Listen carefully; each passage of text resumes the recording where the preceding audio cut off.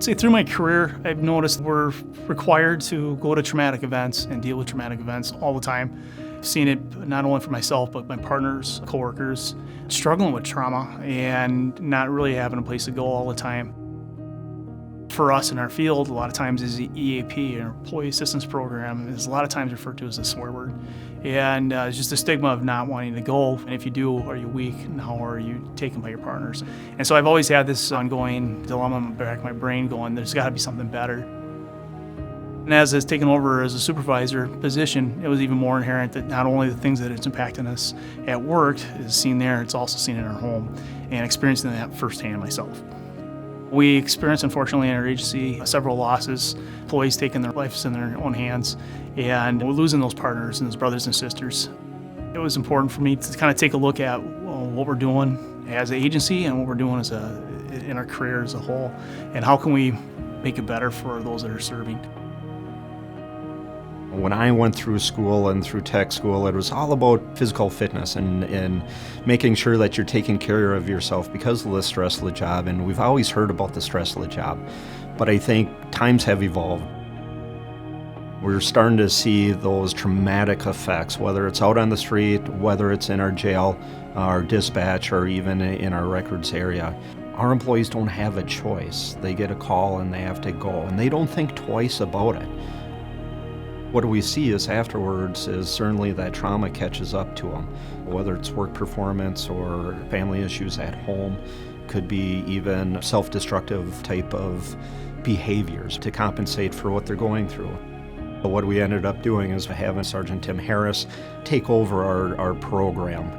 As I was doing some of this research and trying to find some things that are out there, I really started reaching out to some of the local agencies that had it. Minnesota State Patrol was the ones that stood up first and foremost to kind of give us some support. And one of the things they offer was their peer support program.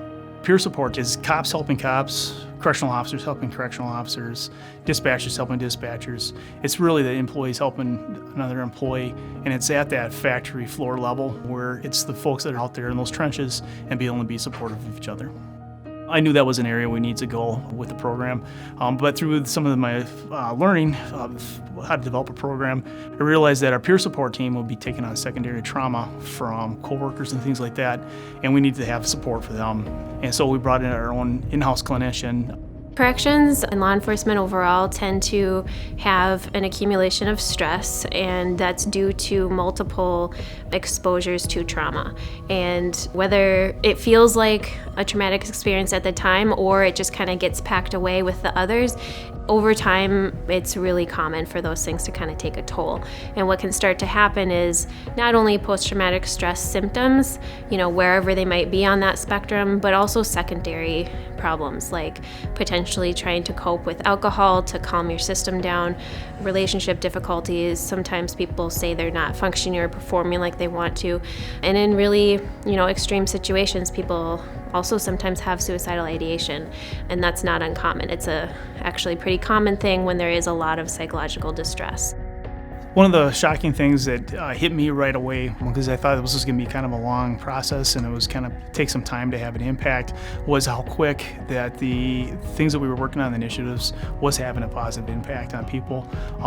Everything from the people coming up and talking to me after some of the training components to after some of the meetings and explaining that they've been approached already from a peer support standpoint, or they saw somebody that was in need of some resources, was wondering what direction to be able to provide that to them.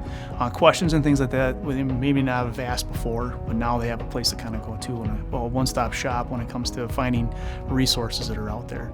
The recommendation I have for folks that are out there and agencies that are looking at trying to get some of the things that are going around their wellness program is finding somebody that's going to champion it and is going to be the person that's not going to let it just fall off to the wayside, and that's going to take that initiative. And that's one of the most important things. And once you have that in place, is don't be afraid to try different things that maybe it's kind of against the norm or wouldn't necessarily be thought of as being successful. I don't know that I ever thought in my career we'd have a peer support team in our agency, but we do. And it's things of kind of exploring what are some things and how can we help each other out. I think that's important. Don't be afraid to call and ask, especially other agencies and what they're doing and how they're doing it.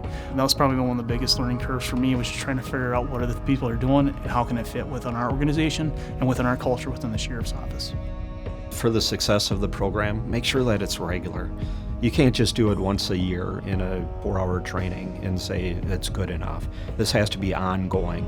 And when it's ongoing and when you have monthly meetings, and certainly there is a cost to it, but in the end, it's so worth it to make sure that you have healthy employees that can continue to serve the public. So that's why we got into it.